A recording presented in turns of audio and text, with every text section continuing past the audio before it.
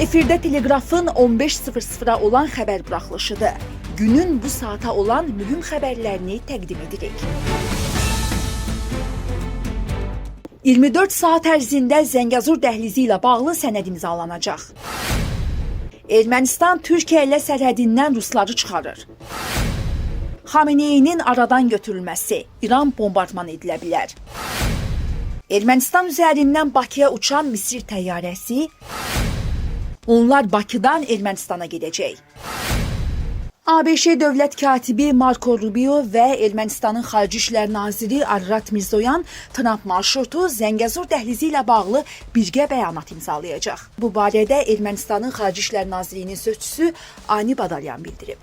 Onun sözlərinə görə Mirzoyan 13-14 yanvar tarixlərində ABŞ-də işgüzar səfərdə olacaq. Səfər çərçivəsində ABŞ dövlət katibi Marco Rubio ilə görüş planlaşdırılır.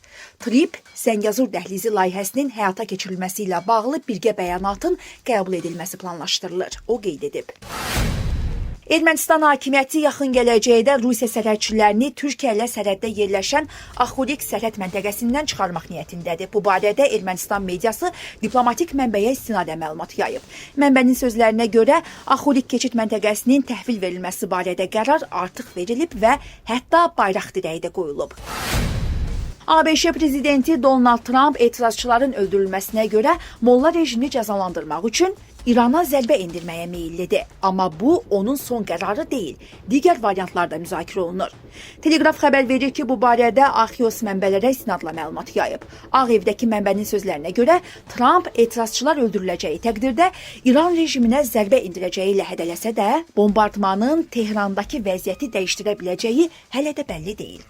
Donald Trump'ın bugün Milli Təhlükəsizlik üzrə komandası ilə görüşündə bu variantları müzakirə edəcəyi gözlənilir. Nobel mükafatı laureatı Şirin Ebadi və kinorejissor Möhsün Məxməlbaf kimi tanınmış İranlılar baş verənlərin mümkün həll yolu kimi ABŞ-nin Xameneyini və Sepah rəhbərliyini aradan götürməsində görürlər. Radikal seçim olan bu variant 12 günlük müharibədən fərqli olaraq indi mümkün seçimlər arasında ola bilər. 12 günlük müharibədə İranın hərbi siyasi rəhbərliyi İsrail tərəfindən bir-bir neytrallaşdırıldığı vaxt Xameneyinin də öldürülməsi imkanları vardı. Lakin həmin vaxt belə bir addımın atılması onun şəhid obrazında qəhrəmanlaşmasına səbəb olar və təkcə İranda yox, müqavimət oxu adlandırdıqları coğrafiyada vahid cəbhəni gücləndirərdi. İndi situasiya fərqlidir.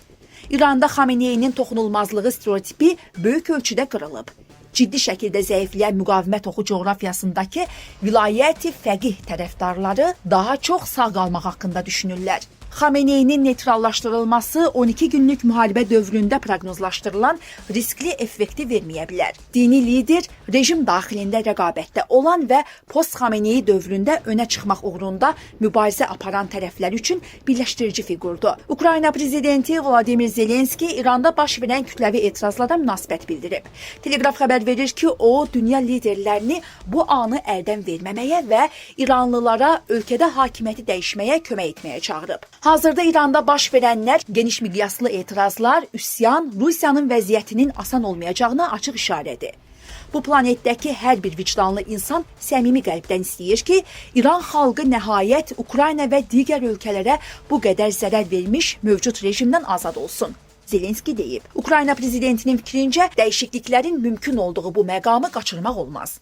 Vladimir Zelenski dünya liderləri və beynəlxalq təşkilatları müdaxilə etməyə və xalqın İranda mövcud rejimi aradan qaldırmasına kömək göstərməyə çağırıb.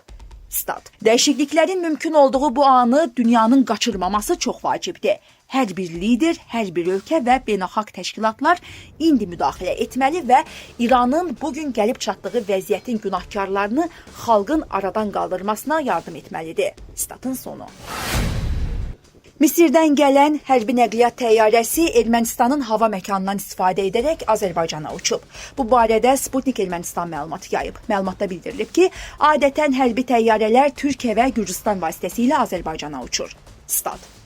Qeyri-mülki təyyarələrin rəsmi, o cümlədən hərbi, ölkənin hava məkanından uçuşu üçün Ermənistan Xarici İşlər Nazirliyinin ayrıca icazəsi tələb olunur. Qahirə-Bakı reysi 2025-ci il dekabrın əvvəlində baş tutub. Elə həmin gün təyyarə yenidən Ermənistandan keçərək Misirə qayıdıb. Nəşr uçuşun məqsədi ilə bağlı Ermənistan Xarici İşlər Nazirliyinə sorğu göndərib. Nazirlik bunun şəxsi səfər olduğunu bildirib. Stat. Bildirilir ki, Qahirədən Bakıya Ermənistan hava məkanından uçan təyyarə sərnişin təyyarəsi olub. Təyyarə Azərbaycana xüsusi yüksək vəzifəli şəxsi gətirib. Statın sonu. ABŞ Ticarət və İnkişaf Agentliyinin Yaxın Şərq, Şimali Afrika, Avropa və Avrasiya regionları üzrə regional direktoru Karl Kresin rəhbərlik etdiyi nümayəndə heyəti Bakıdan Ermənistana səfər edəcək. Telegraf Ermənistan mediasına istinadən xəbər verir ki, bu barədə ABŞ-nin İrəvandakı səfirliyi məlumat verib. Qeyd edək ki, dünən Azərbaycanın Xarici İşlər Nazirinin müavini Elnur Məmmədov nümayəndə heyəti ilə görüşüb.